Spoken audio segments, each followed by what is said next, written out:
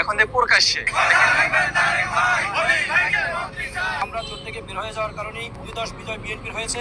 এজন্য সারা বাংলাদেশ ইসলামী আন্দোলন একমাত্র বিরোধী হিসেবে আমরা মন্ত্রিত্ব চাই। তারা অনুসন্ধান করে দেখবে সামান্য কিছু ভোটের কারণে জামাত হেরে গেছে। আমাদের সমঝোতাতে থাকতো আমার মনে হয় জামাত ইসলামী সরকার গঠন করবে। বিএনপি আমাদের মাধ্যমে বেনিফিশিয়ারি হয়েছে। বিএনপি যে ক্ষমতায় এসেছে এই হাত পাখার এবং এই যে চরমনায় হুজুরের অনেক অবদান রয়েছে।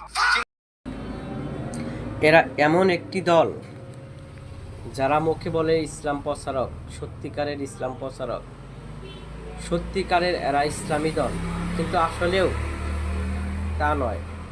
তারা যখনই দেখবেন কোনো দল দেশের ভিতরে ইসলামকে প্রতিষ্ঠিত করতে যাবে, তখন তারা তাদেরকে পিছন দিকে ছুরি মারবে। তারা স্বার্থের জন্য সব কিছু করতে পারে। এক মুখে সবসময় দেখবেন এরা দুই কথা বলতেছে। আল্লাহ এদের হেদায়েত দান করুক এবং সঠিক বোঝ দান করুক, আমিন।